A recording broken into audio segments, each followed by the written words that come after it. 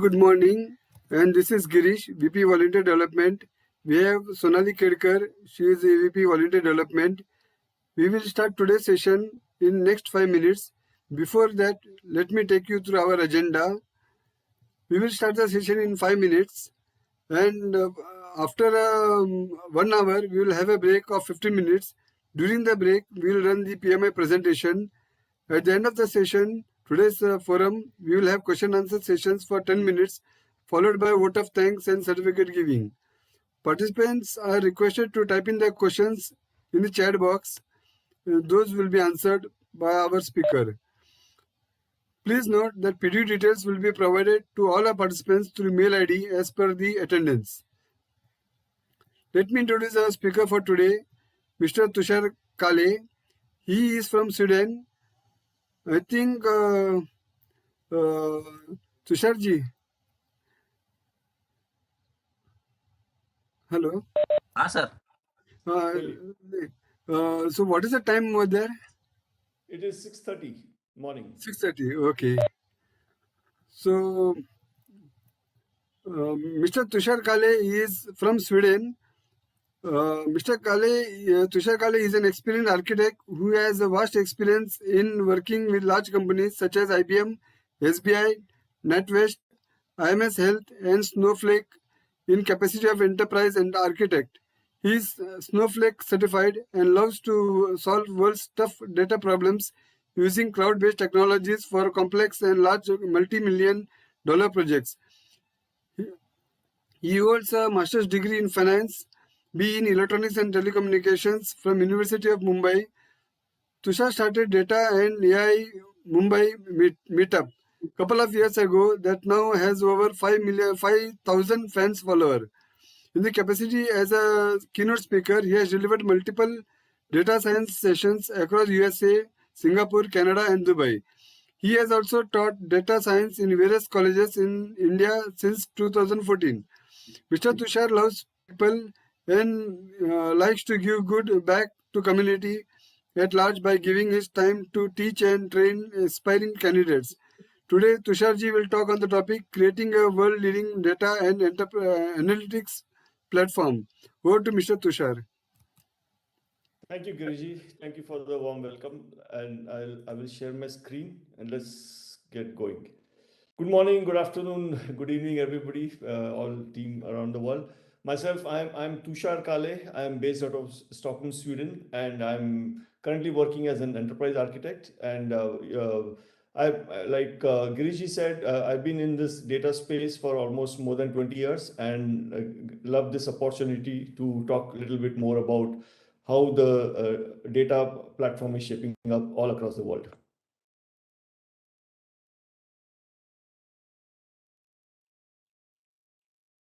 So we plan to keep this as today's agenda. We start now. We do a brief survey just to get a pulse of the team members attending this session. Do an introduction of the data cloud, look deeper into the data cloud, have a quick question and answer session for about 5 to 10 minutes. Then we have a break for 15 minutes. Then we come back and then we role play a case study, which is very successfully implemented by Scania in Sweden, and also another case study, which is a savings bank group based out of Finland. And then again, we follow up some more question answer session for another 5 minutes, and then we will wrap it up. So you already have seen my profile. That's fine. Like enough of talking about myself. So let's get cracking. So primarily, what's happening in today's world is the data gets siloed. Because as different source systems get together, for example, as a company grows, those different departments, the finance department, the sales department, the enterprise department, and the products customer department, all those departments get siloed because the data is not residing in one place. And that's the biggest challenge for almost all the companies across the globe. And let's see how we're going to solve those tough problems where we have data in disparate source systems, but not one single place to do the analysis of the data. The answer to that is data cloud. And I wanted to first talk about that. Yes, I work for Snowflake, but the global data platforms, which I'm going to talk about today, is not only necessarily built on Snowflake. Of course, there are competitors to Snowflake as well. But I just want to give that a disclaimer that although my presentation will be a bit talking more from Snowflake perspective, because I've been working for Snowflake for more than an year, and the platforms that I built professionally today, which is my bread and butter. I'm a professional services migrations architect based out of Sweden. So just to give the context, so we need to talk about a platform, and I will refer to Snowflake Data Cloud platform for the most part of my presentation today. Okay, okay, before we dive into that, let's do this quick poll. What we would like to see is let's take like just a couple of minutes, and I would request all of you to quickly. These are just 10 quick questions just to see and understand where do you stand in your data journey. So let's take a 2-minute break and request all of you to please go in and respond back to the poll.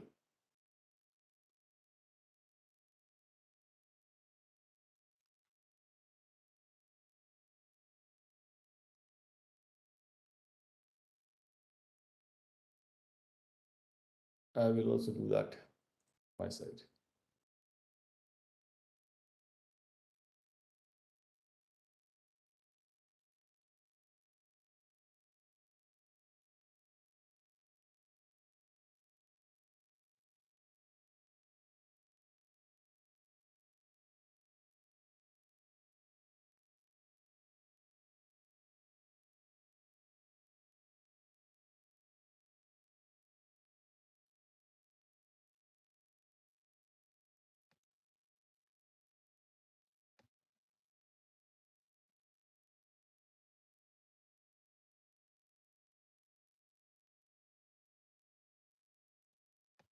We'll just give one more minute for the responses to show up.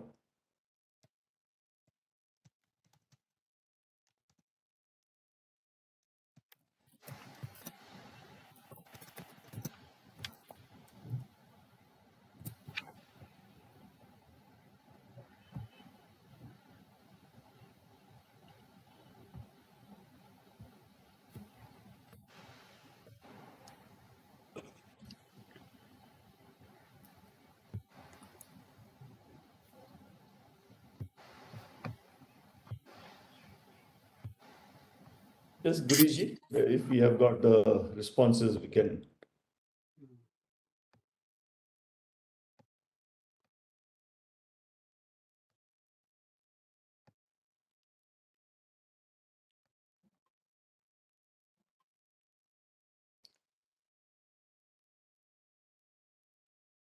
Guriji, have we got the Yes. response? Yeah. Yeah. 5 seconds. Okay, no problem. Sorry.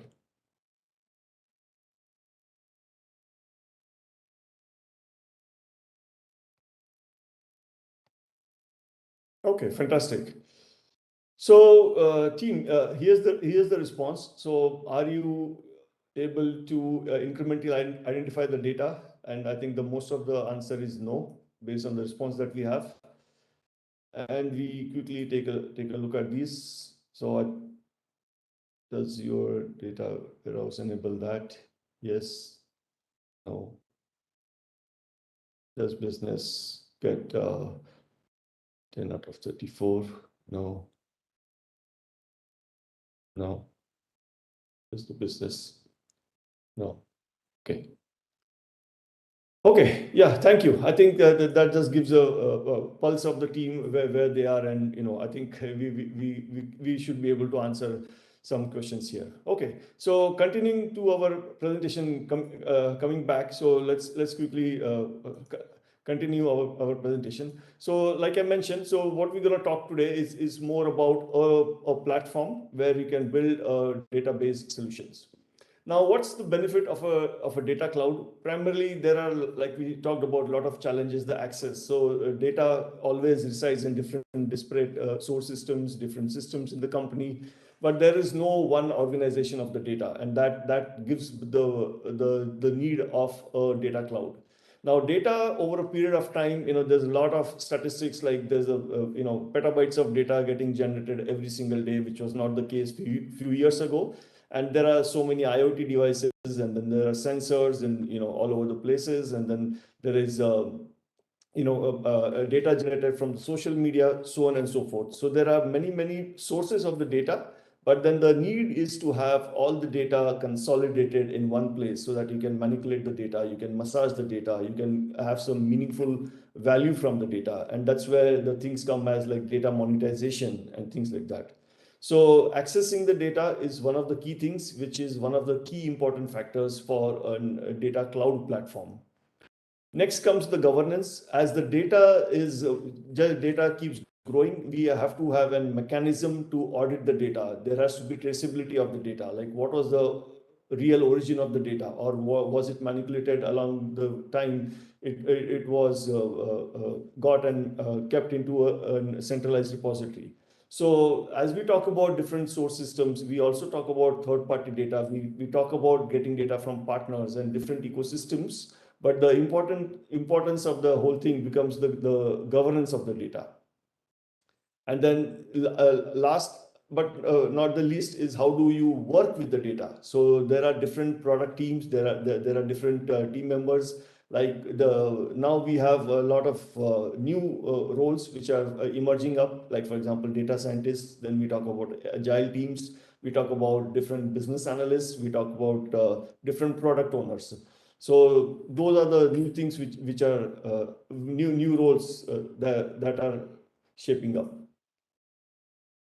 Then as we keep talking about the data, so of course we also talk about the context of the data in terms of the relevance of the data. So for example, today a software company, we can name quite a lot of companies which are all data driven companies. Just to take an example of Uber. Yeah. So about 10-15 years ago, Uber never existed. So do you call it like a transportation company, or do you call it as a data company? I believe it's more of a data company. Look at Netflix, right? Netflix also didn't exist maybe 10-15 years ago, but from where it was to where it is, it's all data driven company. And I can give you examples over examples over examples. Let's keep expanding a little bit more of the need of the data. So for example, covid happened about 2 years ago, and then that's when it became so important and relevant that we were able to quickly share the data and come up with the vaccine that would fight covid-19. So that's where the data cloud became very a part and parcel of the whole journey of fast forwarding how the vaccine could be developed in such a short period of time. And the only reason I could say is the capability to share the data across the globe in just as soon as it could be. So today's financial data is also accessible without any much data processing. So there used to be like extraction, transformation, and load, we call ETL, that has been there for many years. But now is the advent of something known as ELT. So you extract the data and you directly load the data, and then we can talk about schema-less architectures. And then after loading the data, then you do the massaging of the data. So ETL is kind of replaced by ELT, just because of the need of how the data needs to be consumed as soon as possible, rather than having a batch windows of taking the data, loading the data at the night, and then doing instead of doing the nightly batch windows, there's a need to do micro batch ETLs, and that's kind of the need of the hour. And don't get me wrong, every use case is not a near real-time or real-time use cases. When we talk about the data, there are still batch windows which do run overnight. But what I want to emphasize is the importance of sharing of the data. And we will talk a little bit more as we move forward. Now, just to quickly give you a background, right, of why this data business is growing so fast, and especially data in cloud and having a data driven platforms, and we already talked about Teslas, we talked about Uber, and we talked about Netflix, just as few examples. And there are so many new market breakers. Like I know about some companies here in Finland and also all over the world which didn't exist. So just to give you an example of this platform which I talked about, I will talk a little bit about Snowflake today, but these are the latest numbers. Just the company became 10 years old just this week. But I think the more important thing, what I want to emphasize over here, so we are this data platform is supported by more than 6,808 paying customers. So that's the volume of the need of the hour. And 510 out of the global 2,000 companies already have built a data platform based out of Snowflake. So like I again said right in the beginning of my presentation, this is not the only data cloud platform. There are many more out there in the market, but I just wanted to give you a context as to how fast this data cloud business is growing and how relevant it is. Now we briefly talked about the platform. Now let's talk about the content, because when we talk about this platform, there are primarily three things. One is the hardware side, one is the software side, and one is the services. So think of it like an Apple phone. So somebody was asking, hey, what is Apple? Is it a hardware company? Is it a software company? Or what is it? So in my mind, Apple is a mix of both. So you cannot just say, oh, the hardware, like this Apple phone, the hardware is what drives the company. No, it's the software as well. So both of them play an equally important role in any platform to be created. So is the case of this your data cloud platform, where you have a hardware aspect of it, there's a software aspect of it, and there's always a services aspect of it. Because if you always need an well-informed team members who are able to drive the platform to make the most benefit out of that. Now, expanding on the content side of it, so we talk about third-party data integration, we talk about unmarketplace, we talk about new services being developed. So self-service has always been there, but as we saw in the poll, not every customer-driven enterprises are all self-service. I still know companies are wanting to be there and wanting to get there.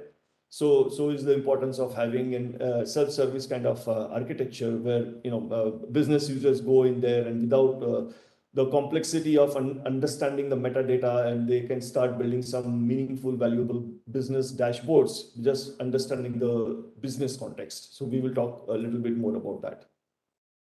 What is the best thing of a platform? So it should be fast for any workloads. And I already talked about the typical way of doing data loads is the nightly batch windows. That's one way of doing it. And then there are like batched ETLs. But like I said, the ETLs are there. However, for a robust data and AI platform, what you need is an ELT kind of an architecture, microservices architecture, serverless architectures, where as this data is getting generated, you are able to consume the data as soon as the data is getting generated in the shortest period of time to get meaningful insights into the data.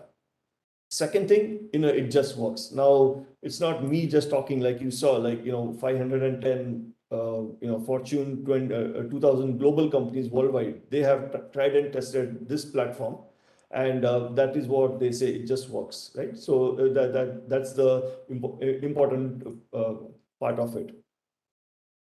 Then we also want to talk about is the connected to what matters. So for example, now is the time of agile development, and I already gave you an example how the data was monetized during the COVID times, where we talked about collaborations between the teams across the globe. And pretty much most of the customers that I support today are global, and large banks, large manufacturing companies, where there's always a role to play for all the team members across the globe. And that's where the importance comes of agile development. We talk about how can we leverage the 24/7 window so that we get the most of the development cycles.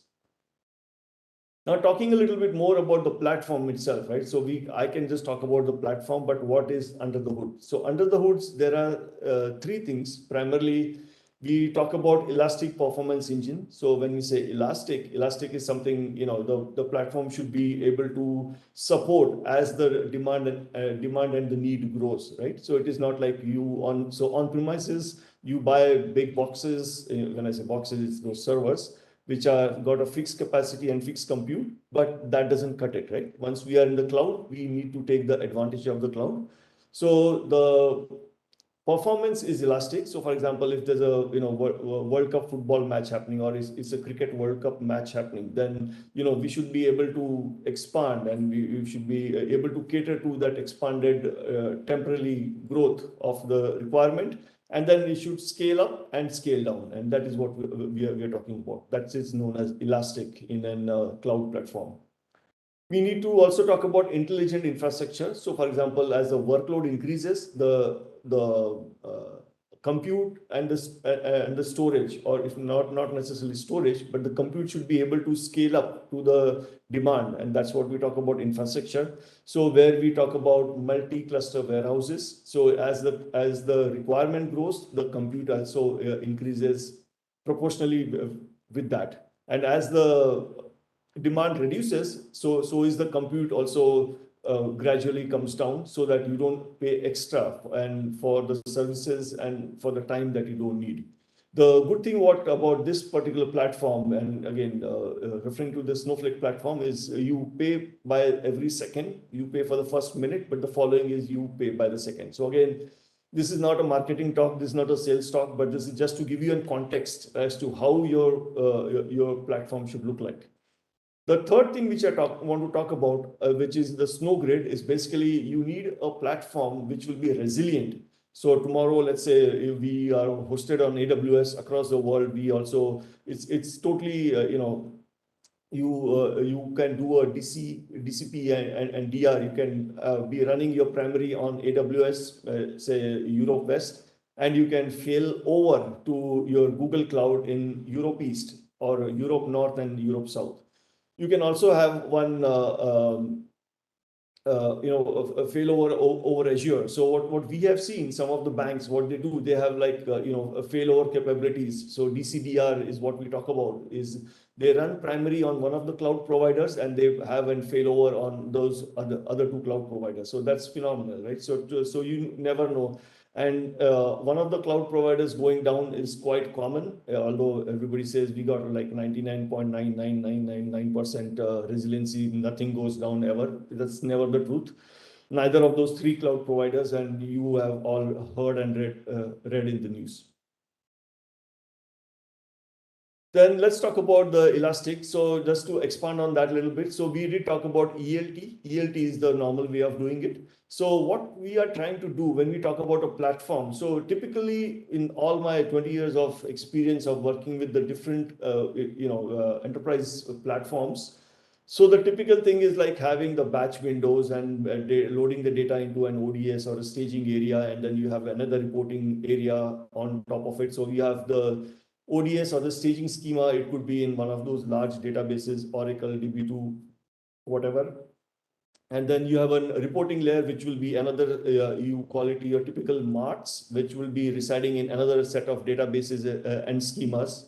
And then you load the data into your ODS and staging, then you push the data to your reporting layer, and then you report out of that. Now, how about you kind of try to merge both of them together? And what this Snowflake platform just 2 months ago, 2 to 3 months ago, announced a mechanism to do something known as hybrid table.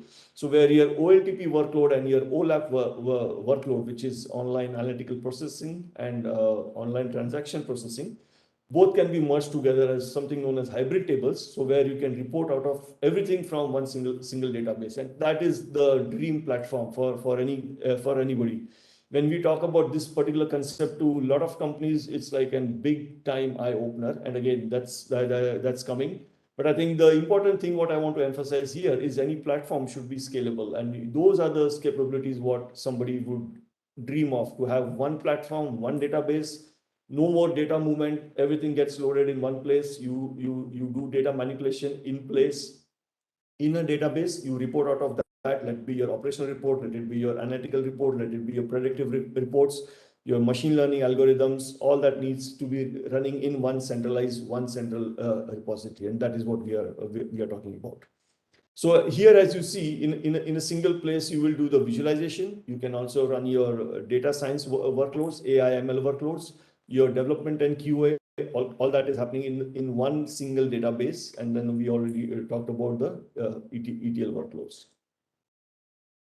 Now, this is a little bit more functionality from the product point of view. I'm not going to talk too much of this, but I think what I want to emphasize here is like when we talk about a single platform, so that a single platform will be able to support your existing machine learning capabilities. For example, the AI ML community loves Scala, loves Python, and then of course there are so many Java-based applications and other languages what people use. With this, something known as Snowpark is what you can do is your client side workload can be pushed down to the server side so that everything gets processed in a single engine. And that is again phenomenal, where you don't need to be having different platforms and different systems to run different things. However, seamlessly by using a single application, kind of a Snowpark, you can push your existing Scala code and run it natively as a kind of a SQL-based engine onto your single platform. And we can talk a little bit more about that, but I think I'm not going to make this too much of a technical discussion.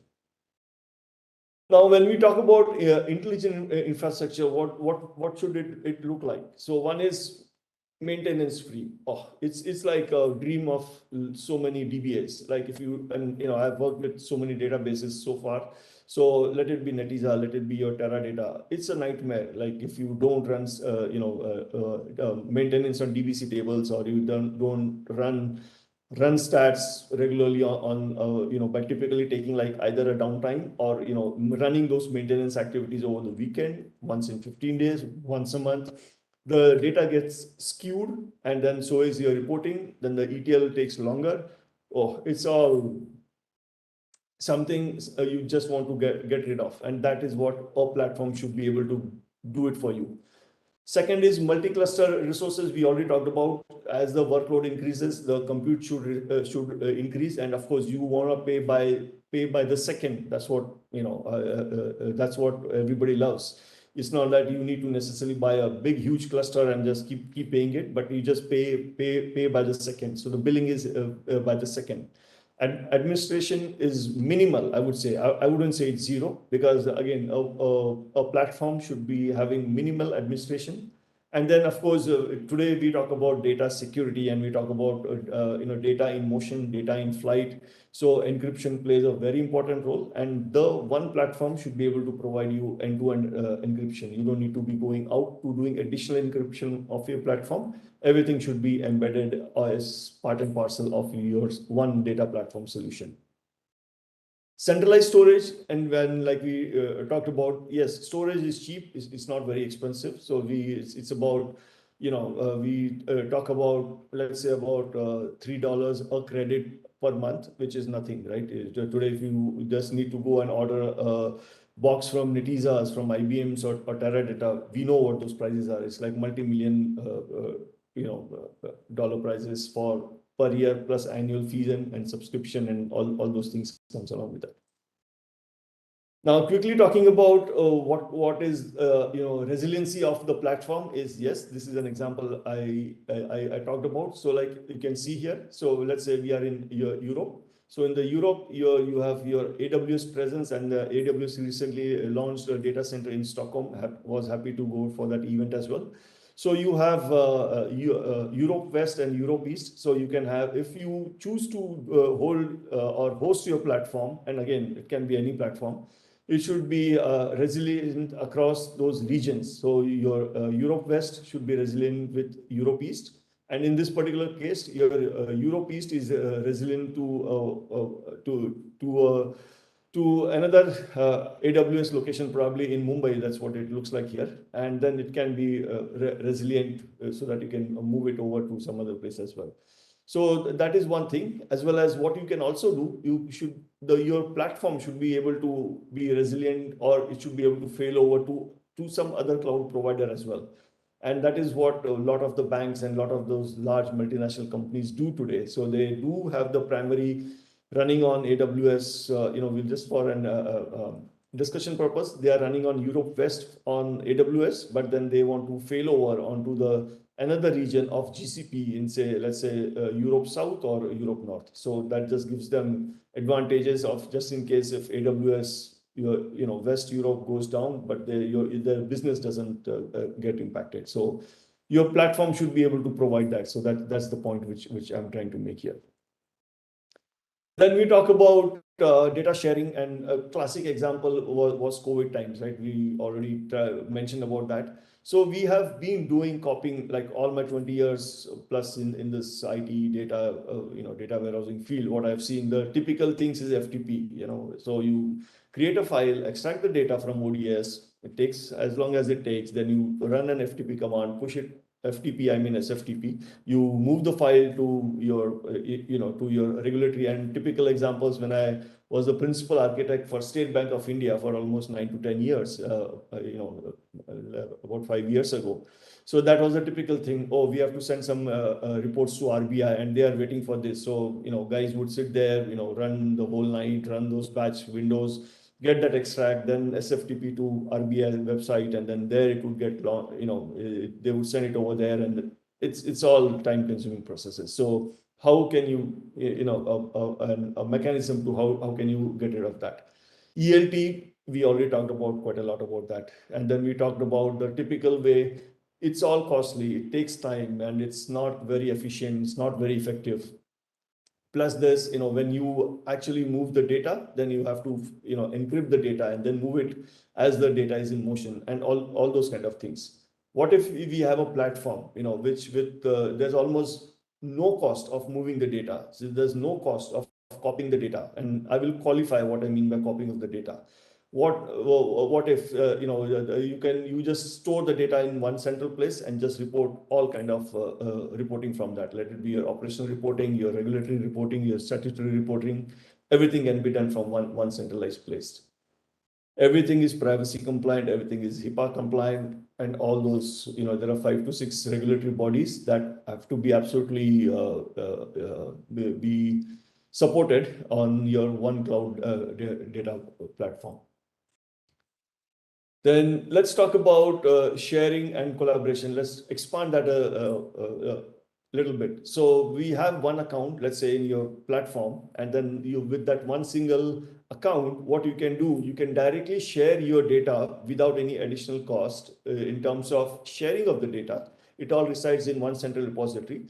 And let's say, just again, keeping the reference to Snowflake, then you have your Snowflake account, and you have another customer, and we will look at it, how it has phenomenally grown in just a very short period of time. So another Snowflake customer can have direct access to your data. How cool is that? And we are not moving any data over the cloud, so all that is gone away. So that's the phenomenal thing to do. How about does everybody have to be in Snowflake? Absolutely no. So there are still customers, companies who don't want to be on Snowflake. That's fine. We respect their choices.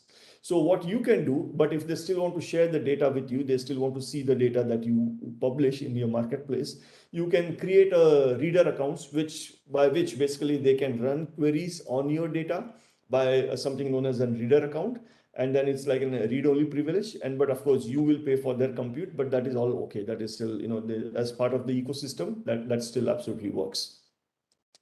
Data exchange is the next step, which has stepped up the game, where what you can do is basically, as an administrator, you can actually provide the data which can be discovered across different business units. So for example, as part of the regulatory requirements, you have to be absolutely clear with regards to your data, which needs to be shared with the different companies or your different regulatory authorities.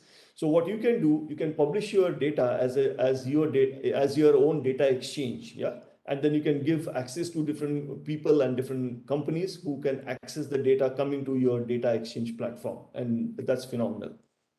Then we also talk about Snowflake data marketplace and the platform, how nice it would be that you can connect to whatever data sets which are available. So you don't need to be creating data sets. So for example, if you are building and you are a bank, you are building an insurance use case, insurance based use case, then you need traffic data, you need insurance data, you need housing data. So you don't need to be creating that data. It's all available. If you go to the marketplace, there are already bodies out there who publish the data, and it's their responsibility because they are monetizing the data.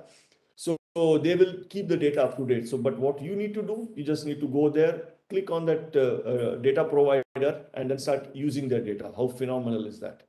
So that is those capabilities what somebody should look at when we talk about a resilient or ever expanding cloud based platform and an ecosystem. Another thing is connect to the most relevant content. Now this is so important, right? So your customer use cases are ever expanding, ever growing. It never stops. Like for example, when we work with different customers, so they start with a couple of use cases to begin with, but down the line they end up with running multiple use cases. And of course, then there is also data drift and all those things kick in, but then some new use cases will kick in, and then some of those use cases will become less relevant, and then some new relevant use cases will be coming up. So for example, I can talk about when I was working at SBI as a principal data architect. So two things I can talk about. One was Jan Dhan Yojana and one was the demonetization.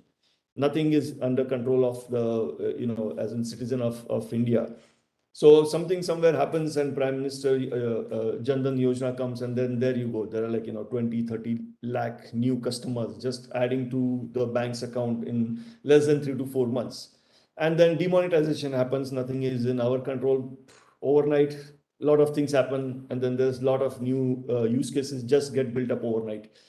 How about an platform which you will be able to support all those kind of things? So the data becomes so very relevant, and that is what we are talking about. Now, another thing, what I would like to just talk briefly on this particular slide is, software as a service data. Now, we talked about, BI self-service kind of things where, people want to be using self-service, self-driven reports. So no more like, there's an IT siloed company, there's a MIS department who is creating the reports. No. So it's like very much self-driven, self-service kind of things, what people are using and people want to use going forward. And your platform should be able to support that. And that is what we are talking about. Now you can see for yourselves right here. So this is, we call it like edge, strong edges, or strong edges. Our CEO Frank calls it as strong edges. So this is a real number or a real visualization. This is not a mimic. This is not graph which I sat last night and built it.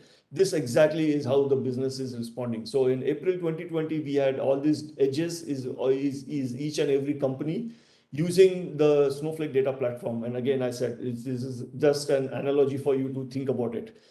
Look at it, guys, for yourself. So here is April 2020. How many companies are using as a cloud data platform?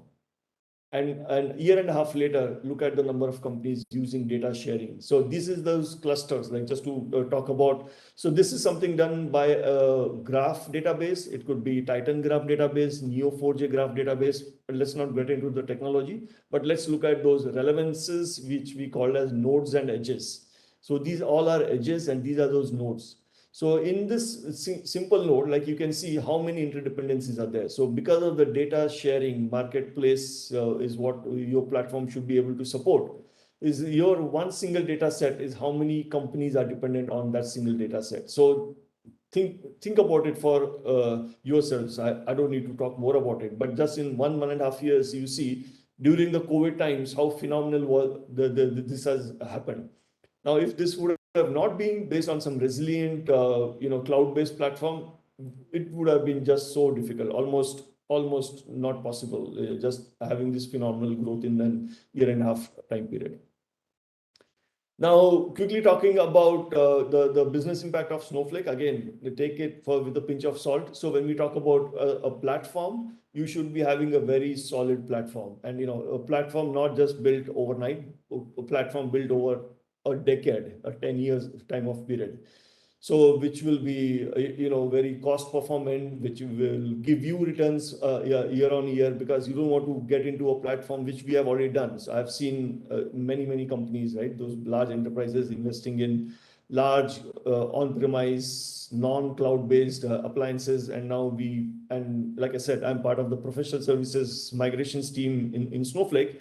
So not every lot of those those on-premise vendors, they want to move their data to the cloud just to take the benefit of a cloud-based platform.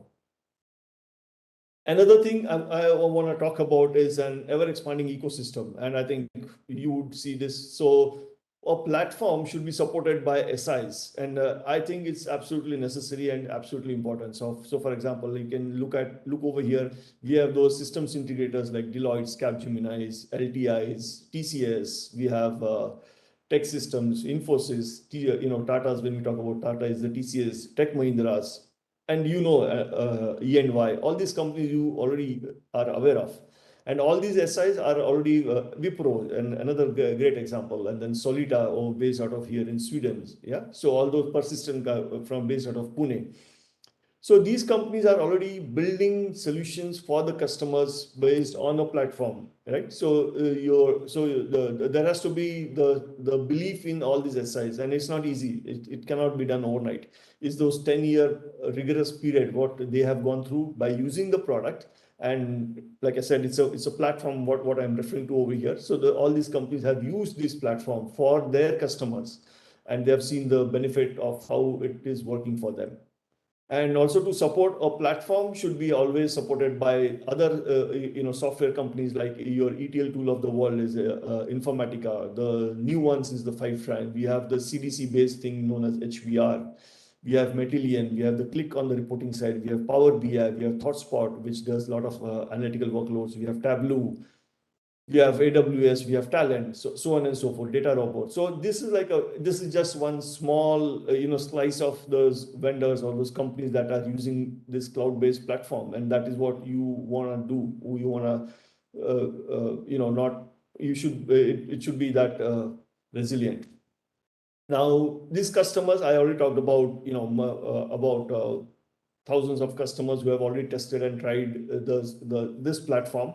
And again, I will talk about, I don't need to name all these, you can see for yourself. And then I will talk about two use cases. One is from Scania and one is from Savings Bank based out of Finland. Again, those are the two use cases we will cover in our second session. But as you can see here, like all these companies have been using this platform, and what you are looking for, a global platform which will be resilient for you, which will be available for you as and when the time comes, and which will support your business and things like that. Now, I think with this, I would like to open the floor for question and answers, because I think I've been talking for almost good last 45 minutes. So maybe Girish sir, we can open up the floor for some questions, please. So, Tushar, so far we haven't received any questions, which means it is going good. It's pretty clear.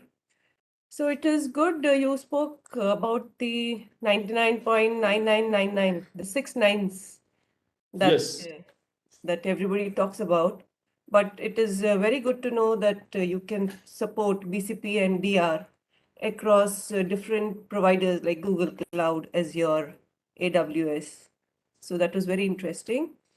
The other interesting story you spoke about was the data cloud growth. So that was an excellent graph. So yes, there are a lot of good new things to learn on the session today. And we can continue if that's good with you. Yeah, okay. That's good. There is one question from Swanand Barve. Mm-hmm. How is data governance implemented in the architecture? Yeah, surely. No, I think that's a really important question as well. And let's go back to that slide of governance. think it was this slide or the next one. Sorry, I'm just going a little bit back and forth.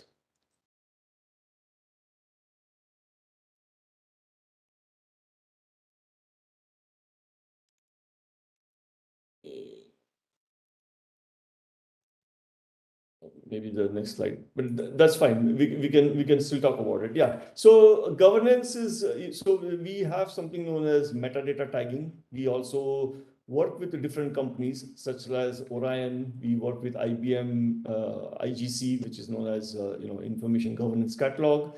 There is an information analyzer, and again, I'm talking about a little bit of the IBM products. I worked for 10 years, and I did work on those governance catalog products for 10 years. That's why I can talk about it. I implemented that for State Bank of India as well.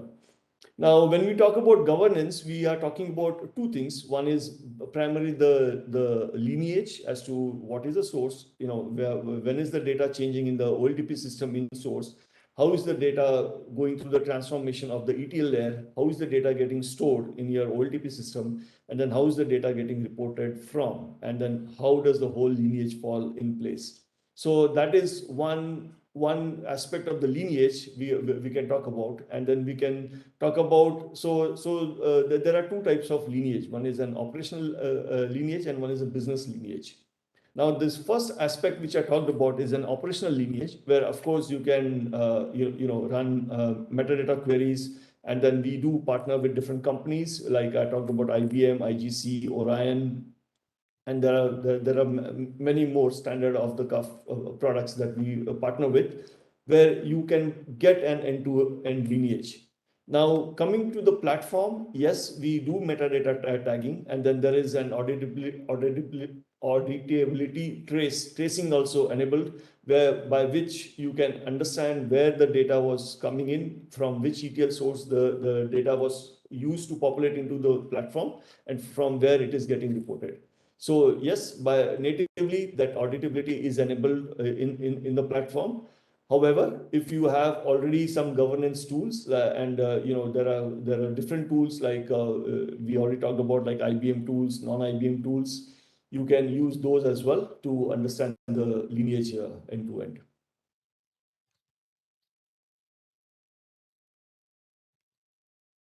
Okay, thank you, Tushar. Actually, Okay, thank you. So Anand says thanks. There's one more question which is coming now from Rajesh Kumar. He's saying, how about disaster recovery in cloud model? How is data safe from any kind of emergency situation? Yes, we can quickly look at that. So I think when we say resiliency across cloud, so I think like I say, like 99.99, all those things are always good marketing things, marketing terminology, all that is fine. But I think the most important thing is, like we talk about replication, like three-place replication, like you can see here, how we remove the barriers of data regardless of cloud, region, workload, organizational domains. And again, don't get me wrong, I wouldn't say, if like I work for NatWest over here in based out of UK, RBS Bank, Royal Bank of Scotland. So they have some stringent policies that, of course, your data which resides in West Europe cannot just move to India, which is in GCP. They use AWS, but they cannot just set up a failover, which is where the data from West Europe it just lands up in an GCP platform in let's say in US West or something like that. So there are some boundaries to be met, and then of course there are some regulatory things also which kick in, some legal things also kick in, which is specific to the countries, where very typically it's for the banks. What we have seen, they need to keep the data within their countries, and I'm very specific about banks. But let it be some internet-based companies, like for example, when we work with Instacart, and there are quite a few other companies. So for them, that is not that stringent requirement that the data cannot go outside the boundaries of the country. So that's where it's a little bit flexible. But I think the beauty or the key is, like like we talked about, having the resiliency of moving the data, having the DCDR, doing across those regions, across those cloud, breaking those barriers of different zones, even within those countries. And I think that is what makes it very solid, I would say. And trust me, it's not every data platform which has that capability or which provides that capability. But I think, again, you should have a platform like I'm saying, so which should be able to do that. So I know platforms which necessarily cannot do even cross cloud DCDRs. But again, those are the limitations of those platforms. But you should have a platform which all this what I'm talking about should be available to you from day one.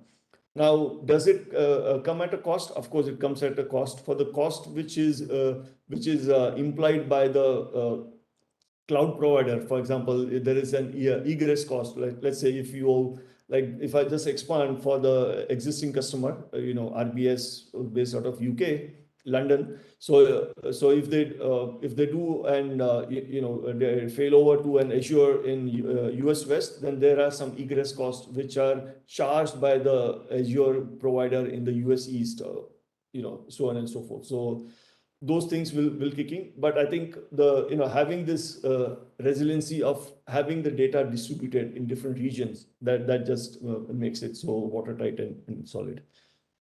So did that answer your question?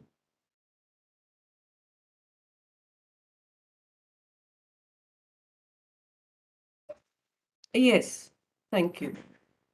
So Tushar, can you also tell us who are the world's two, three largest or best data warehousing solutions as of today?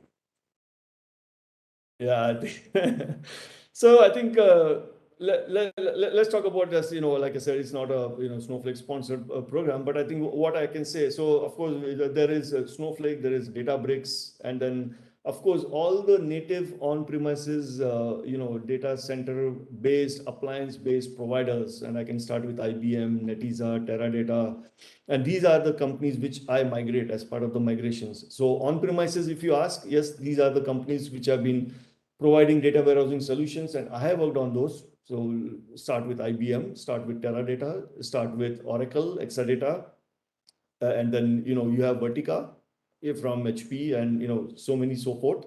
So all these are, and again, I've not even scratched the surface when we talk about the Clouderas. You have the CDPs of the world, you have Clouderas, and then the whole Hadoop ecosystem, right? So that is also and supplementation or augmentation of the existing data warehouses on premises. So taking those as an example and then moving to the cloud, then of course there's Snowflake, there's Databricks, and all these on-premise companies, like let's say example of IBM, let's take example of Teradata, let's take example of Oracle. They are also creating their own cloud and moving their OLAP kind of workloads on premises, trying to make it an equivalent of that in the cloud. So there is no one or two providers. So all the on-premise appliance providers, they are creating or they have already created some solution in the cloud. So you have platforms from those native data warehousing companies which I talked about, and then there are these new companies which have just mushroomed about 8 to 10 years ago. Like I already talked about Snowflakes and the Databricks, and there are a lot more companies which do support and build on top of these platform-based companies, if you will. I hope that answered your question. Yeah, thank you.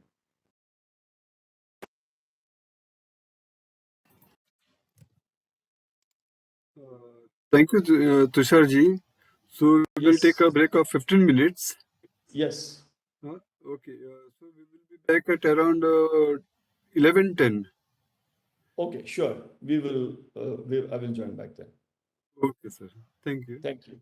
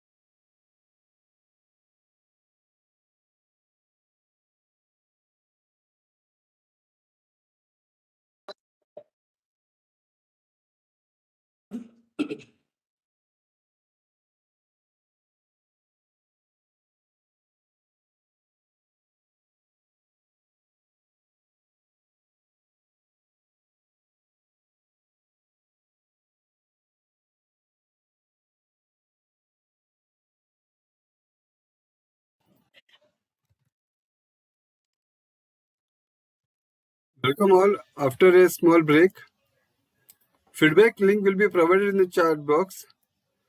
Request all participants to provide your feedback so that we can incorporate changes in our coming sessions. PDU details will be provided to all participants through mail IDs as per attendance. Over to Tusharji.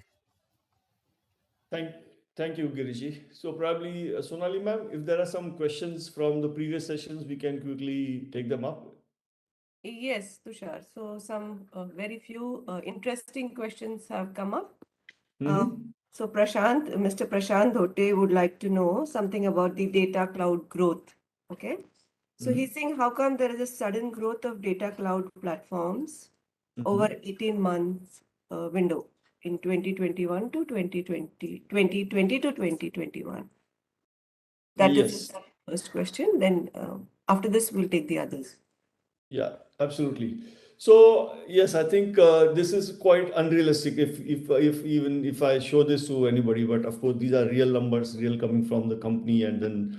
So I think what's happened is the COVID was a big catalyst, right? And I think the platform existed. I think it is I would like to talk about the analogy of data warehousing, the demonetization, which I talked about.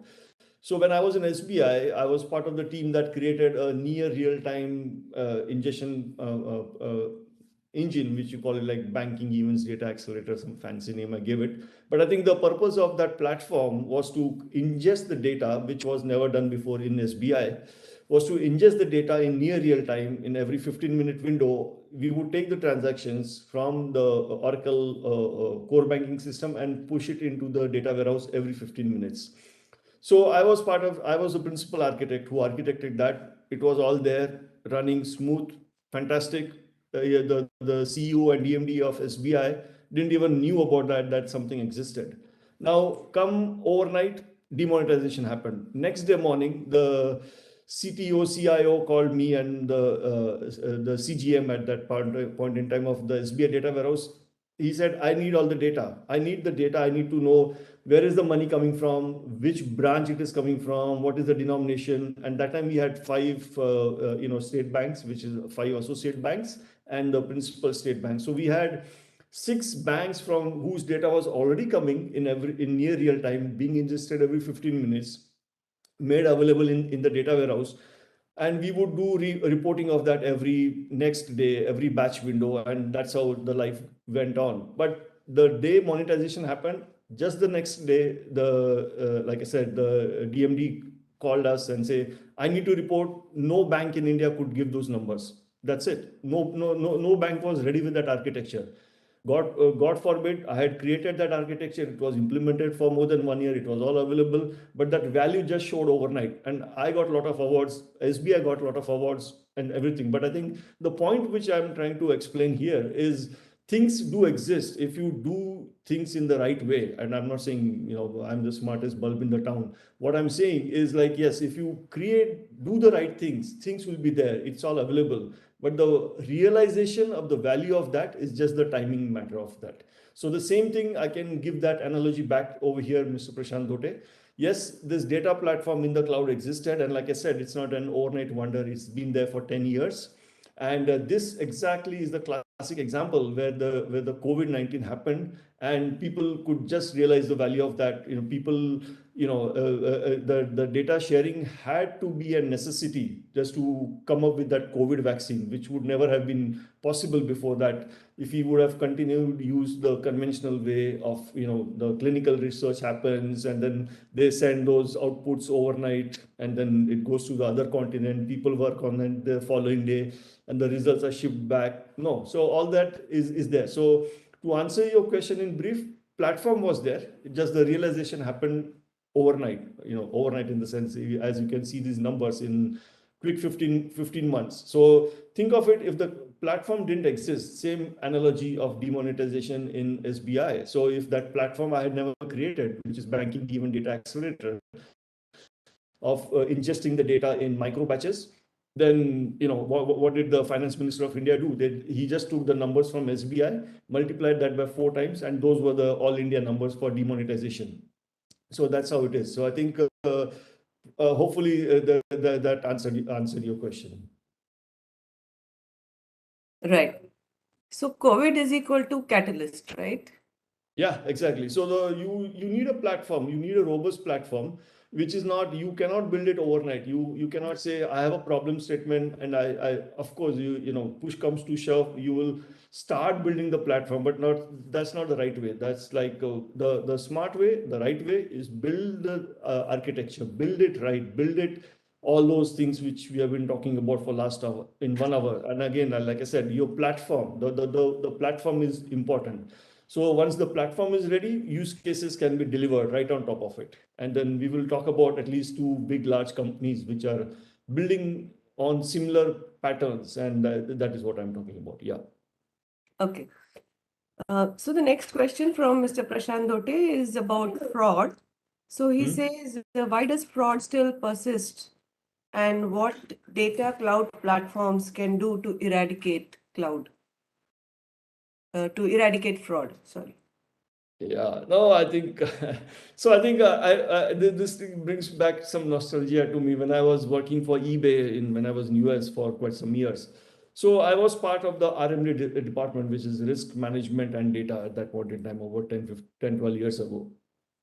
Now you would think, oh, it's an eBay, PayPal, why the heck they need a fraud department? And trust me, every insurance company has a fraud department, every bank has a fraud department, and so on and so forth. You know the rig. So I think as long as people are there, fraud's gonna happen, and it can be pilferage within the company. If it's a brick and mortar, you still see some fraud happening. Your employees. I don't want to name the banks, but I know a lot of banks where internal fraud is like 95% or 90%. And those are realistic numbers. So 90% fraud is committed by the employees within the bank, guaranteed. And these are real numbers. It's not me talking. So the same case, I think. Continues to be there as long as people exist, and man is there, humans are there, that will exist. That's not going to go away. But I think to answer your question, how can that be, supported on a platform like this? Yes. So there are, there are Sentry, there are a lot of, specific companies. In fact, we were talking to a company known as Human, HUMAN. And they just the day before we were talking to them, and that's one of our first customers of Snowflake, which signed up about 10 years ago. Again, I will stick to the platform. So they take data from petabytes of data every single day. What do? They fight the bots, like, and on the internet of the world, you have email, there are a zillion of ways people spam you, and they create your bots, and then they do all those kind of illegal things. So that company, Human, HUMAN, they build and they continuously fight those bots, and it's an ongoing business. It's an ongoing business for them, and it's an ongoing business for any platform provider, just like for Snowflake, because it's not going to end. So they started with some terabytes of data ingestion every single day. But today, after 10 years, the CEO of Human said, today we are ingesting almost petabytes of data, because that data which you are ingesting needs to be analyzed, needs to be processed, and then you need to fight it back, and the time window is very small. It's not like over days and over weeks you can fight it back. You need to really fight it back very fast. So I think that's one example or an analogy which I can correlate back to to answer your question, and as to how quickly can fraud be fought back. And I think unless you have an application from human, but again, that human application can be just as smart as how fast the underlying data processing is happening. And that's why you need a good, robust platform which can as well as process the data as fast as you need your use case to be supported. Hope that answers your question. Yeah, thank you. And one last suggestion that Mr. Prashant Dote has made is that something like data cloud platform should be introduced at school level, so that people and children, the awareness starts at that level itself. So That's a welcome suggestion. What do you think? Yeah, absolutely. I think I would say yes, and because I think I also teach and train a lot of student categories people. So yes, it's a, and I think I don't want to sell and market Snowflake here, but yes, there are a lot of cloud providers. The entry is very zero. It's a zero cost. You get almost I think 40 or $400 credits, so you can start building use cases and teach the students to do something. And so yeah, I think people are really, kids are really smart these days. So signing up with just an email address is an easy entry point with no cost associated with that. So yeah, it's a great suggestion. And in fact, I do teach and train a lot of people outside the company, where I do say just go and take a trial thing from Snowflake, build your use cases. I give them some work to do. And even in the PMI chapter of Mumbai, working with some set of students where we will start building some use cases, and Snowflake is a platform, just use it. Yeah, so having a sooner entry into it is always welcome.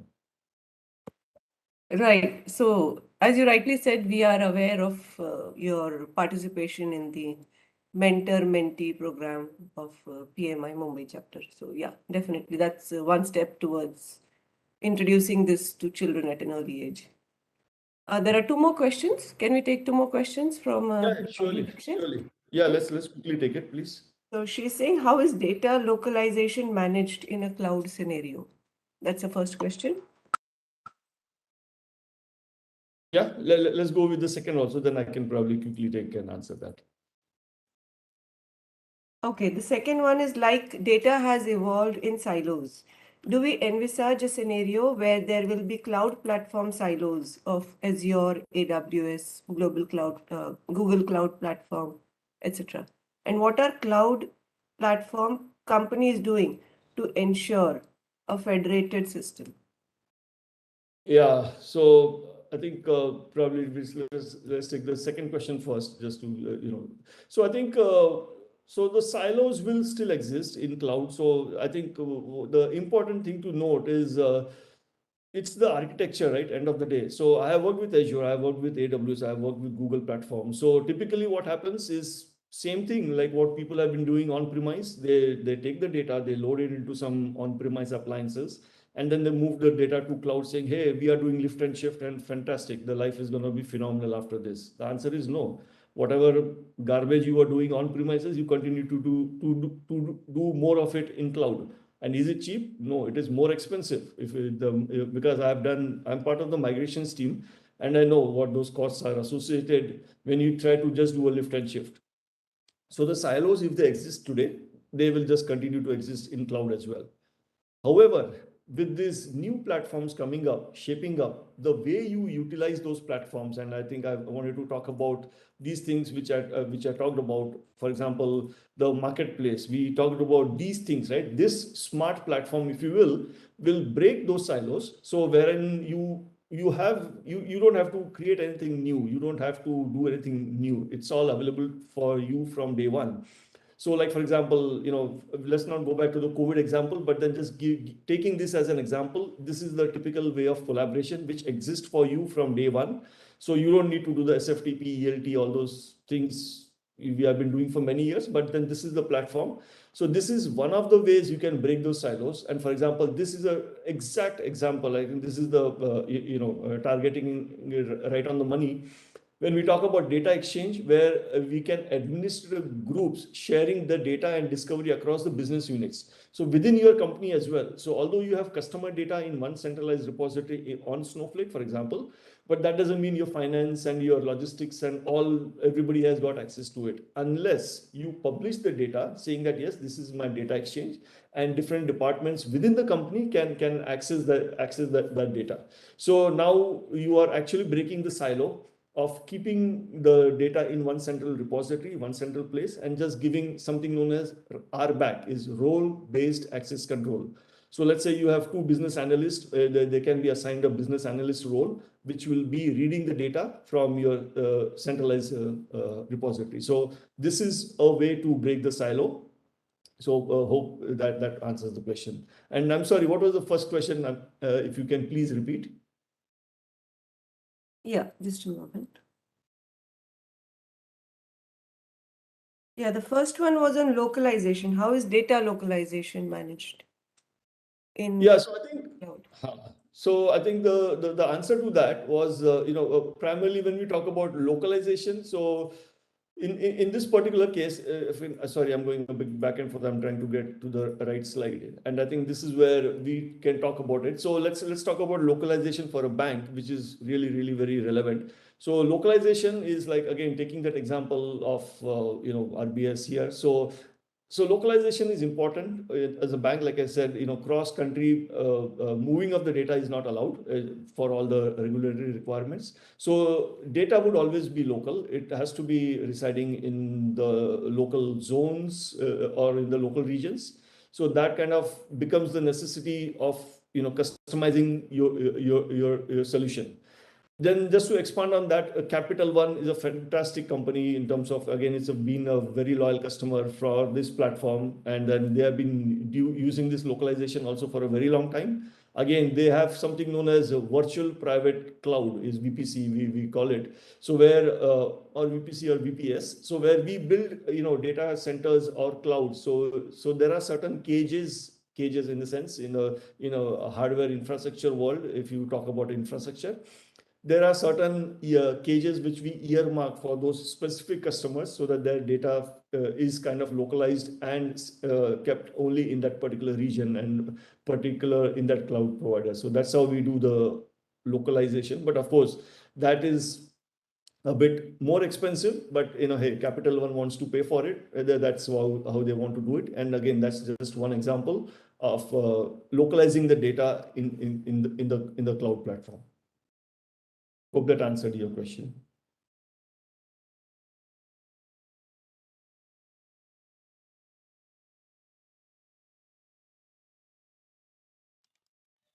Hello, Sonali, you're on mute. Oh, yes, right. Sorry about that. So one question from Rajesh Kumar. He's asking, how about readiness with respect to blockchain, and is cloud adaptable to this technology?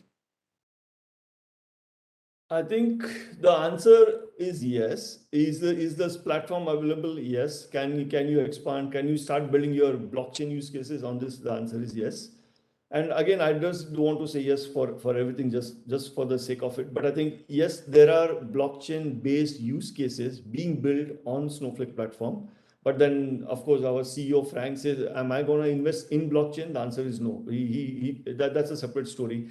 But I think yes, we know customers who are trying to build some use cases or using this platform for blockchain as well. And I can chat with you separately. You can send me an email, and I can, if you want, hook you to the right people who we have industry specialists, and then they can give some more guidance in that area as well. Yeah. We can continue with the case studies now. Yes. Okay. Thank you. So let's start dive into it. So I think first of all, I want to talk about two use cases today, and let's start with the Scania case study. And here, actually, like I said, part of the migration services, I do migrations day in and day out. But these are those two use cases talked by those specific SMEs from Scania. We have something known as Data for Breakfast, which is those are like a small sessions conducted by Snowflake every month all across the globe. Germany, Stockholm, everywhere, even in US, and I think they're gonna soon start in India as well. So where company who are successful in using this platform, I will just stay to the platform. They talk about how they build those use cases.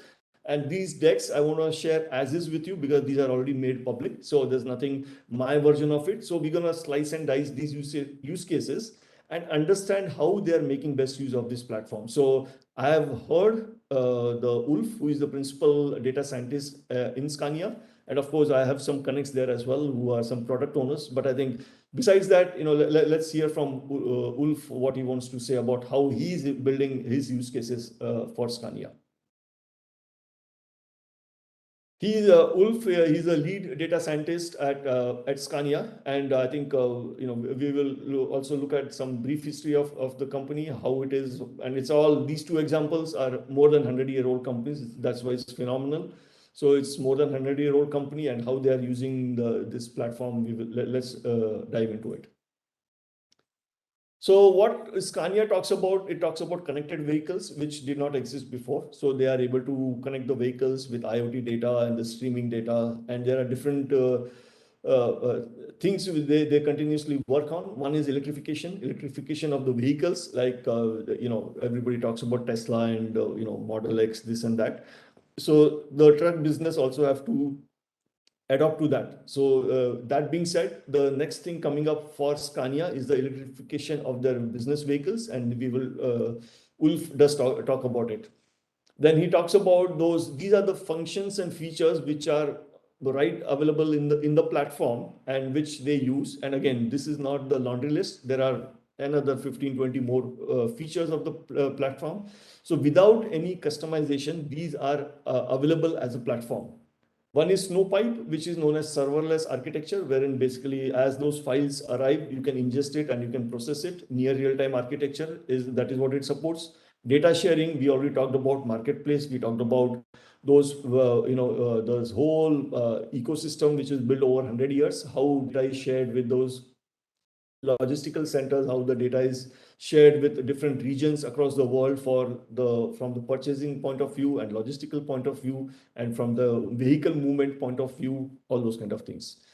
Geospatial data types, and this is a very important thing from Scania point of view. We will expand that on a little bit. We will talk about zero copy clone. So wherein your data, as of on a date, you can just make a copy of that without paying any single extra cent. So that's a phenomenal feature. That's again a product feature. Again, that is something should be available in the platform. And again, Snowpark for Python is pushing down your AI ML workloads right to centralized data where it is. So instead of it excludes that you moving out the data to an outer place and things like that. What is Ulf responsible for? To coach and train data scientists and facilitate all the development. So 3 years ago, they started on this journey, and their goal was can we have a data scientist team manage Snowflake without deep DBA competence? And the answer was yes. And after 3 years, they have done like phenomenal, being able to build use cases. Now, his vision for behind every successful data scientist, there stands a data engineer, which is absolutely true. And I think the important thing for them is like they use AWS, and they use not all, lot of functions and features which are related to the data science from the AWS cloud. And of course, the Snowflake, which is the platform, is the backbone to do everything. What is their mantra? Elevator speech. We are only in it for the money. Simple, nothing more complicated than that. So everybody gets it across the company.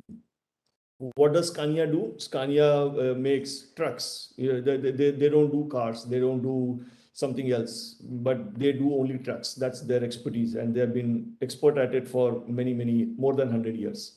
They also build power engines in the sense, which is like you can see here down below, which is I think like a power generator. Like we can think parallels of the Kirloskars and things like that.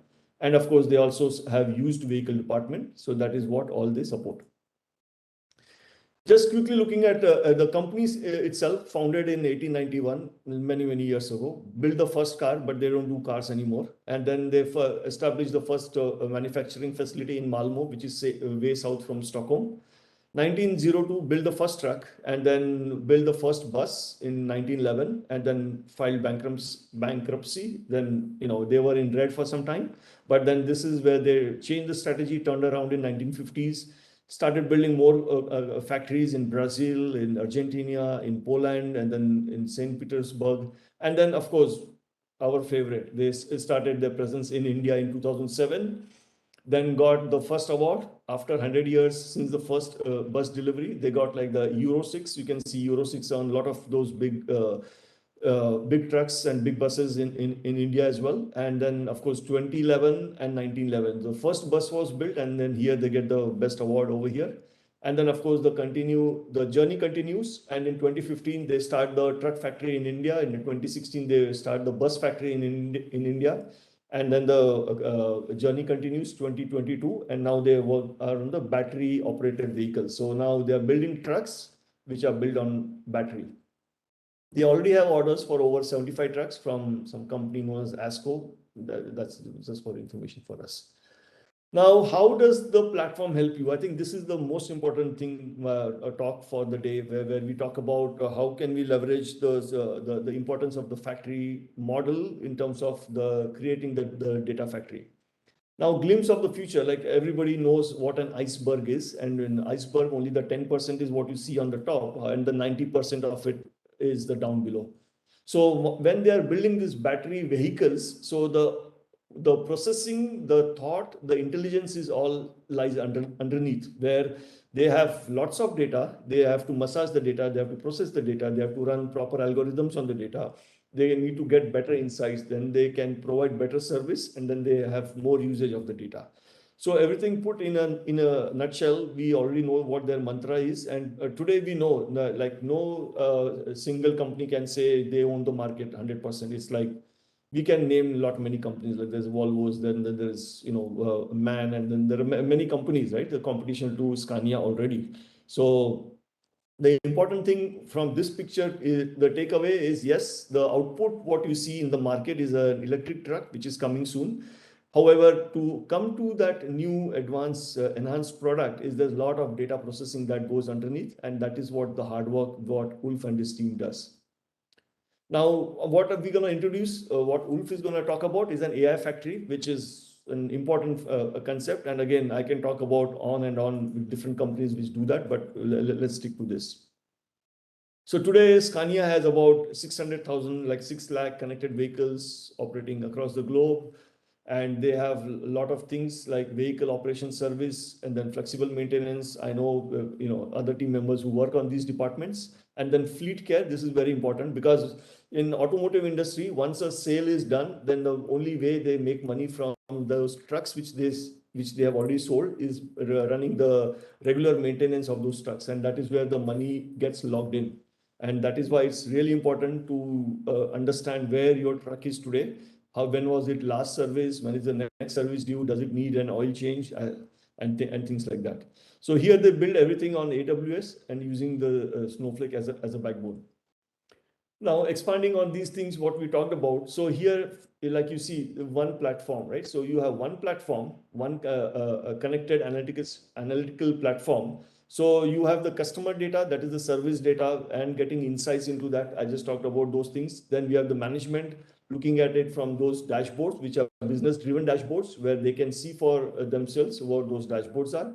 R&D continuously feeds back and forth from this centralized repository by running AI ML models, which we already talked about.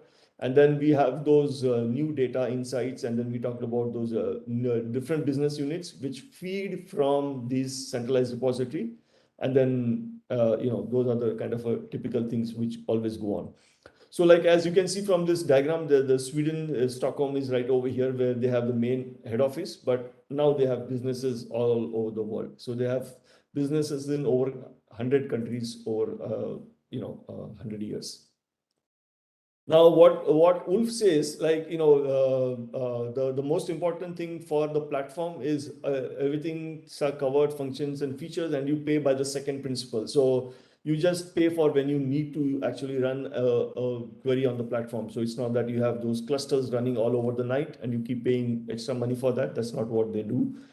And then he talks about, when we talk about this AI ML platforms, these algorithms, patterns, so those are always have to be repeatable over and over again, because you have a hypothesis and then you come up with an analogy and then you need to prove it, and that's how you use it over and over again. So that is those flexibility your platform should be able to provide.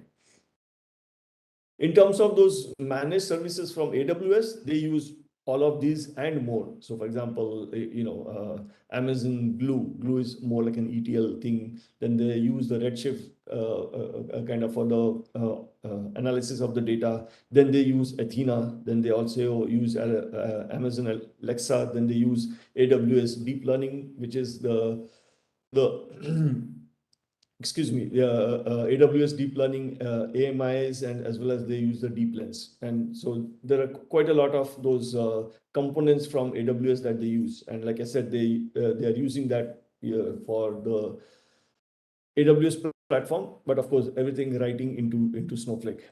So here you can see, so as a data scientist, what his team does is they take the data, and then the data engineering team massages the data, processes the data, and then they use to push out the business outcomes from into Amazon QuickSight and also Amazon SageMaker. And so these are those typical AI ML platforms, and that is where data gets pushed, and then that is where they start processing. So just a quick overview of this platform. Again, this is not the whole Snowflake platform, but they are using the Snowpipe, which is the serverless architecture I talked about. So they get the IoT data from the trucks, and then the data is processed in near real time.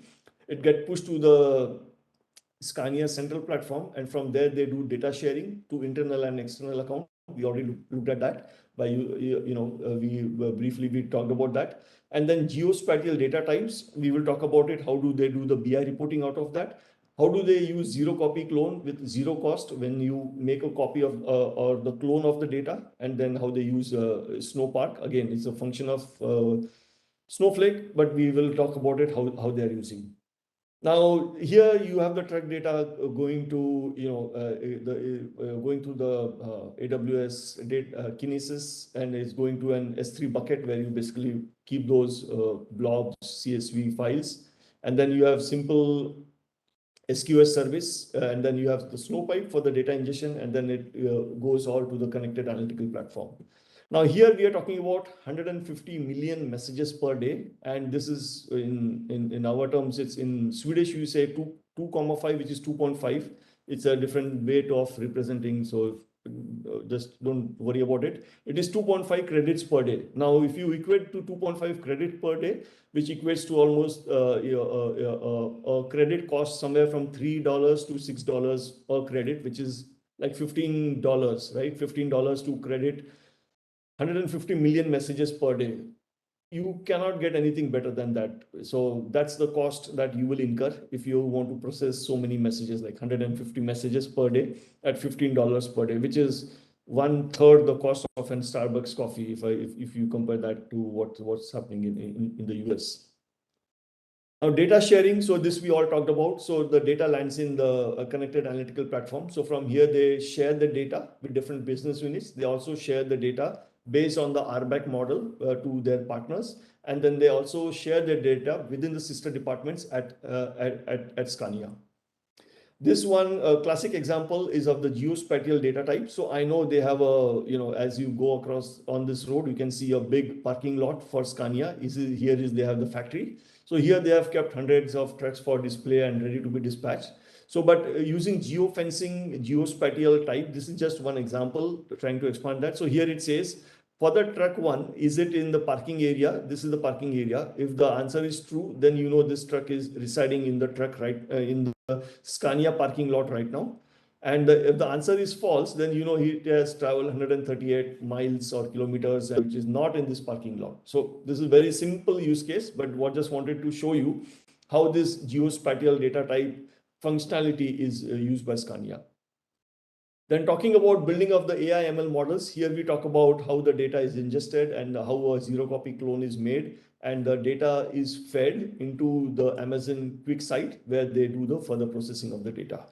So this is a dashboard which quickly talks about average time standing for the truck in an hours in a day. It's a 24-hour plot. Then average number of vehicles standing still in a day, which again is an over a 24-hour plot. Then this talks about number of stops by date. So this is like plotted by the date, like how when you see the truck is not moving means it's not productive, and the number of vehicles visited home DC by the day. So basically, how many vehicles have come back for servicing and all those kind of analytics. So zero copy clone is a function of the platform. Sorry. So here what they do. So from the production, they make a zero copy clone. So the metadata is copied, not the data. So that they anonymize that, and they move it to their data science platform.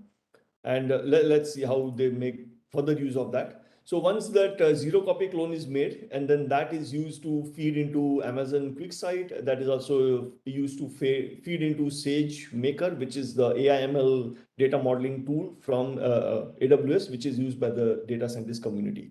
So as you see, the data coming from the truck, how it lands up into the data science community, and that happens very fast.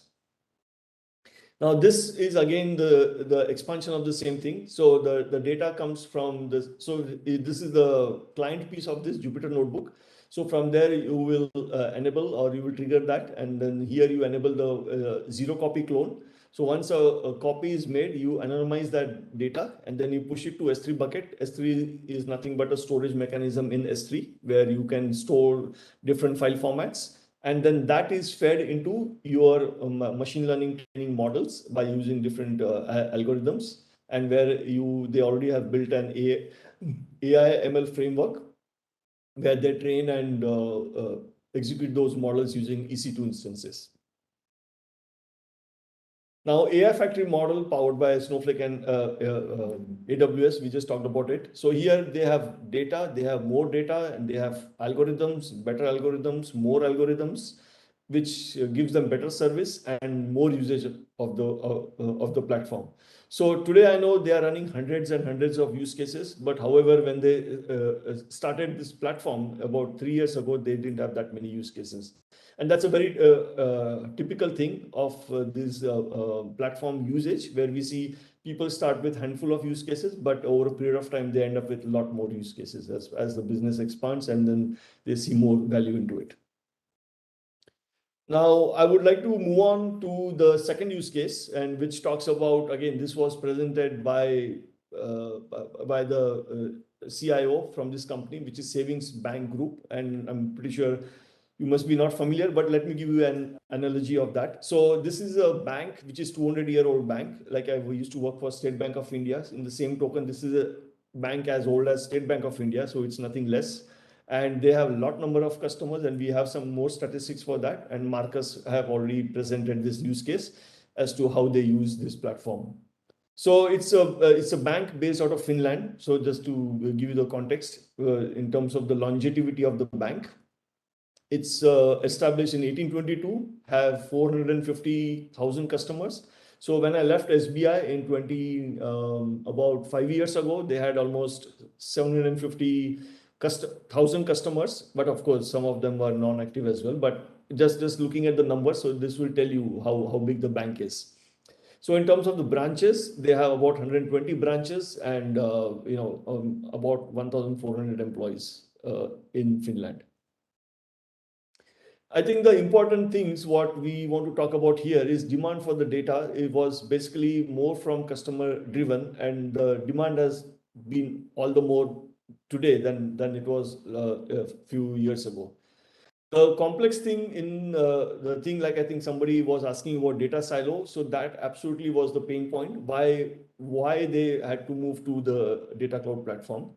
So they were basically utilization of data was very complex, and a lot of resources like historical data processing and all those things had grown over time, which was getting out of bounds.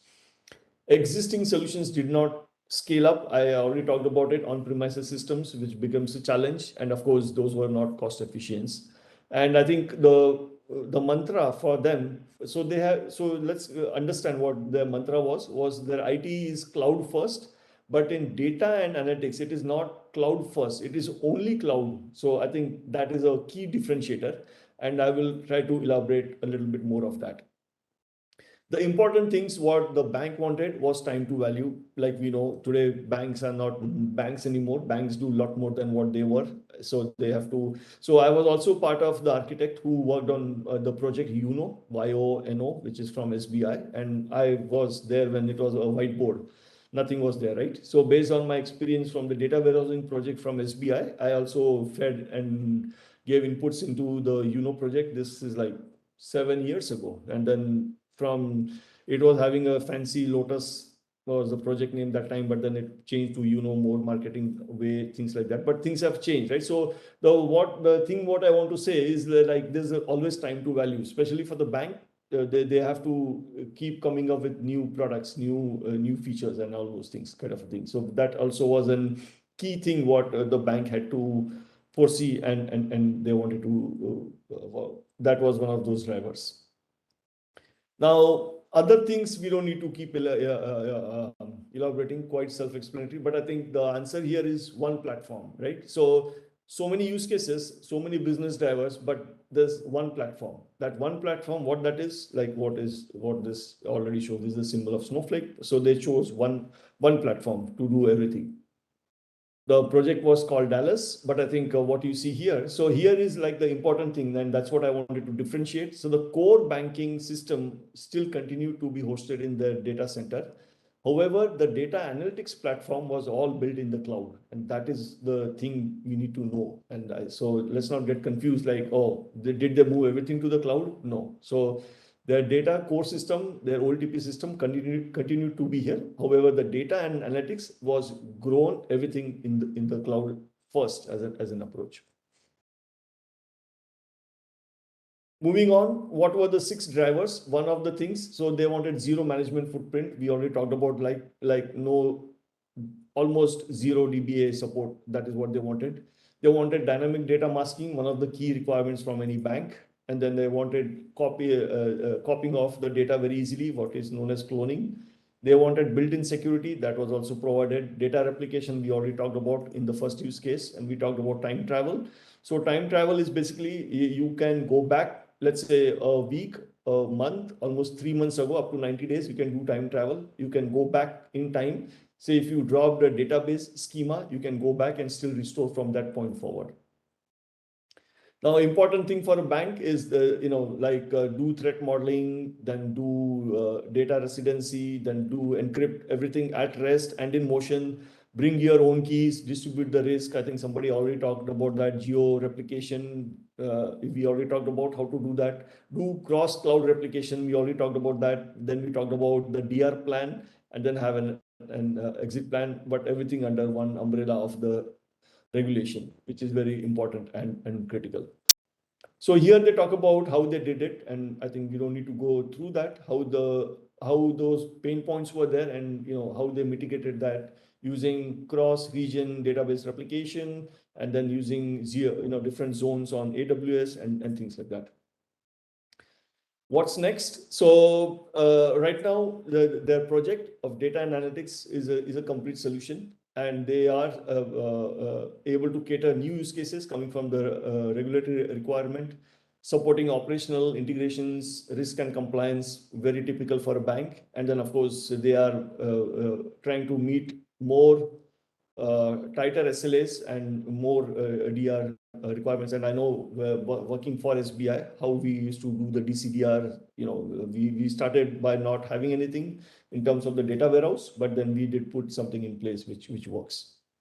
And then, of course, the important thing is potential architecture re-evaluation of ETL, how we change to ELT, and with core bank renewals. So I think this is the most important thing which I was talking about. And then now we have something known as hybrid tables. And again, I'm not trying to sell you anything from Snowflake, but I think that's like a dream come true. So you have the OLTP workloads and you have the OLAP workloads, everything residing in one single repository and one single database. So lessons learned, of course, the most important thing is to start, right? But there's no point of procrastinating. What do we do, when we do, how do we do? We need to start. And then I think within 2 years, they could see the benefits of the platform. And I think that is what this use case talks about. And then they also talk about data analytics. There is no cloud first, there is just cloud for them for data analytics. And I think they were born in cloud, and they're not going back, guaranteed. They're not going back to on premise. They're going to stay there and they're going to thrive from there. And with this, I would like to stop, and probably we can open up for questions. Okay, thank you, Tushar. So we have some questions on the case studies. Sure. We have a question from Swanand, and he is saying, does Snowflake support lake houses? And if yes, then for Scania case study, why would it be necessary to shift data from Snowflake back to data lake for AIML through Snowpark? Yeah, so I think let's quickly look at the Scania use case.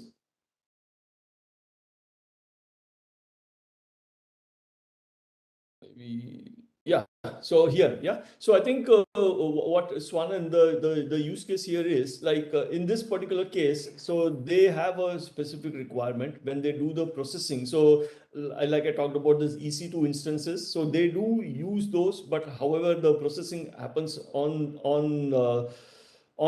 Snowflake. Yeah, so the platform is still Snowflake, but I think the differentiator, what I want to clarify here is, yes, they are using those AWS AI ML capabilities. So the data manipulation, those algorithms and all those are getting executed over here, but the underlying data is still getting processed in Snowflake. And now let me again try to take you one slide back where we talk about this one. Let me quickly go there. I think there was one, I think it was in the previous slide, sorry, where I wanted to show you. So when we talk about pushing down the processing of the data, so, okay, sorry. So if you just stay here. So here, actually, like you can see, yes, the data is not moved out of Snowflake, but the data is processed within Snowflake. So even with Snowpark, though you still connect using Scala, Python. So those are still your client side. I think it's in my previous slides, I can go back, but let's not go there now. We in shortage of time. But what I want to say with Snowpark, you continue using Scala, you continue using Python, you continue using Java and all those other things. So those are still being used. And the compute in this case of Scania, that is, they are using EC2 instances, but the data processing is still pushed down onto Snowflake. So the data is not moved out of Snowflake, but data is processed in place in Snowflake using those AWS AI ML components. Okay, thank you. The next question from Swanand is, are hybrid tables row-based or column-based? So hybrid tables are still column based, and I think that's the architecture which we have just come up with. And of course, we can, there's a lot more information on that as well. I can connect with you offline. So right now, the Snowflake product is column based, is a in-memory columnar database, if you will. But then yes, that's a unique architecture for the hybrid tables where it is still fundamentally column based, but then of course the way it is implemented in terms of the security and all those things, it is still row based access control. So yes, so it's a new way of processing the data in those hybrid tables. But fundamentally, I think let me clarify there. So the fundamental architecture of the platform has not changed. Yeah. So hybrid tables is a new kind of tables which are getting created. That's to clarify your answer, Swanan. So fundamentally, the platform is still column based. It is still kind of a lot of things done in memory. So yes, the hybrid tables are a type of tables still being built on the same platform. And I hope that answers your question. And if you need some more information on hybrid tables, we can surely connect offline and we can love to answer those questions as well. Okay, so there's a question on savings bank, Tushar, again from Swanand. Yeah. He's saying, why do they need two Snowflakes, one in AWS and one in Azure? Is it for DR? Yes, it is for DR. I think it is absolutely for DR, and there is like a regulatory requirement, right? So here, like you see, and that was their use case as well to have a DCDR. I remember it is there in the business requirement slide. So that's the exact reason. Okay, thank you. So one last from Swanand. He's saying if Redshift and Snowflake are competing products, so why would they need Snowflake if they already have Redshift? I think the question is, he's probably referring to customers. Why would the customer need Redshift if they already have Snowflake, or vice versa? Yeah, so I think, like I said, right, this is not the only platform in town. There are of course Redshifts of the world, and then there are some companies who just don't want to go to Snowflake. There's just the management decisions, right? So sorry, Redshift is a great product, and of course, it has got its own pros and cons. And then that's where when we do a lot of POCs, then lot many customers do ask us to do POCs, which we are part of. and we do show the value in that. So Redshift per se is in-memory database, which will show you all lot those good benefits. However, that is not a platform, correct? Because I think when we talk about a platform, then you need to get all these other things as well, and that is where people, because people don't buy Redshift, so the Redshift is not used as a whole company-wide platform, but of course it's a very important database for those companies that use Redshift, and it solves their business problems for sure. Yeah, so it's never okay, should I take only Snowflake or should I take only Redshift? So that is generally not the case, but if it's a company which is wanting to go with AWS and just wants to keep everything in AWS, so be it. And then you have Aurora databases and then different use cases from Amazon to support those things. But yes, so usually, like I said, there's always a cost case, there's a POC to be done when you talk about the performance and all those things between Redshift and Snowflake. And I generally, Redshift is part of a solution of like a larger solution which we talked about, but it is never comparison. Should we only take Redshift or should we only take Snowflake? It's, actually not just an apple to apple comparison, but when we say Snowflake, it's a larger platform that we talk about. Okay, thank you, Tushar. So that was all about the questions for the session. And I'll now hand it back to Girish, sir. Sure. Thanks, Mr. Tusharji, for this wonderful and knowledgeable session of creating a world-leading data analytics platform. Thank you. Thank you for One minute. 1 minute. Actually, I'm asking for the presentation presenter.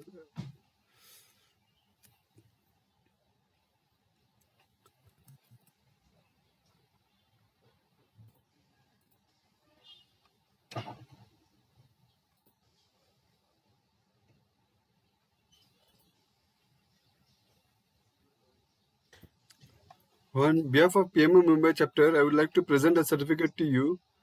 Please accept this certificate as a token of appreciation for giving us your time and effort and having this knowledgeable session. You will be receiving the software of certificate in mail. Note to the participants, we have recorded this session and you will be able to see today's session in YouTube in next 2 3 days. You won't be able to claim PDUs for watching the recorded session, but for today's session you can claim PDUs. We will be sending mailers along with the feedback form, so request you to provide the feedback also. Special thanks to Sonali Kedkar, AVP Volunteer Development, and also for Sunil Tushar for the commitment to the session. Thank you all for joining today's session. Wishing you all a happy Ganesh Chaturthi in advance. Thanks a lot. Thank Signing you. off. Thank you so much. Thank you, Tushar. Thank you, Girish, sir. Thank you to all the participants. Thank you. Thank you I for have giving me support this staff. opportunity. Thank you, everyone. Thank you, everybody. Thank you for Ending giving the me the session.